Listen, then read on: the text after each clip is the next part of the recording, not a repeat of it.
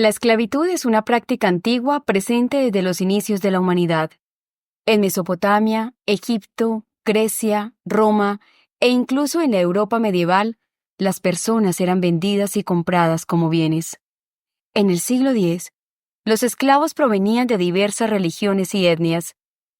Pero en el mercado europeo occidental, durante años, predominaban los esclavos del Este. De aquí surge la palabra que hoy conocemos como esclavo o slave en inglés. A lo largo de la historia, han existido diversas justificaciones para mantener la esclavitud. Aristóteles, por ejemplo, sostenía que algunas personas nacían para ser esclavos, un argumento que perduró hasta la Edad Media. También surgieron otras explicaciones. Las personas que venían de lugares lejanos o de climas extremos se consideraban culturalmente inferiores. Sin embargo, estas justificaciones aún no se basaban en el concepto de raza, un término desconocido en aquel entonces. Fue al final del siglo XV cuando comenzó a desarrollarse una nueva connotación de la esclavitud que sembró la semilla del racismo. Con el tiempo, los esclavistas europeos empezaron a asociar a los esclavos no con personas de piel blanca, sino negra. Esta nueva percepción tuvo su origen en el contexto de la esclavitud ejercida por los portugueses sobre los africanos a mediados del siglo XV. En esa época, los pueblos eslavos habían construido fortificaciones para protegerse de los traficantes de esclavos, lo cual redujo el suministro de esclavos para Europa occidental.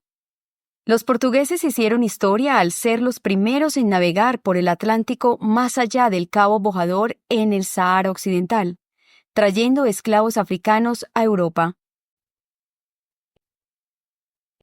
El 6 de agosto de 1444, en el puerto portugués de Lagos, llegaron carabelas con 240 cautivos africanos. El infante don Enrique hizo de esta subasta un espectáculo, mostrando así que Portugal había entrado en el comercio de esclavos africanos. En 1452, el rey Alfonso V encargó a Gómez Seane de Zurara escribir una crónica sobre la vida de su tío, el infante don Enrique.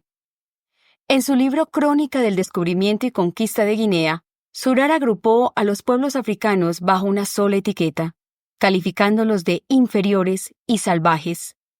Esto ignoraba las avanzadas culturas precoloniales de África y creaba la idea de la negritud como un conjunto de gente inferior. Zurara defendió la esclavización de los africanos justificándola como un acto de salvación de sus almas. Según él, estos prisioneros vivían como bestias, en la ignorancia, y necesitaban desesperadamente la civilización europea.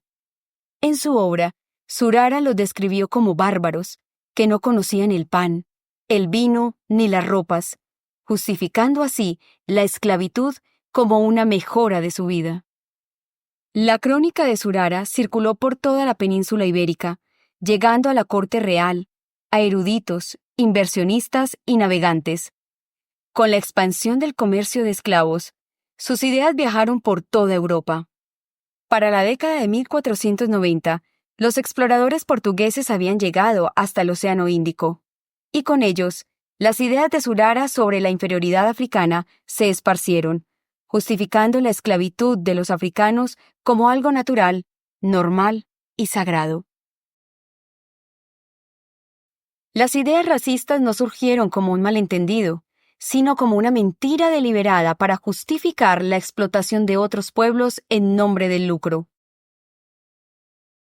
Es fundamental entender cómo se forjaron estas ideas para cuestionarlas y construir una sociedad donde el respeto y la igualdad sean valores universales.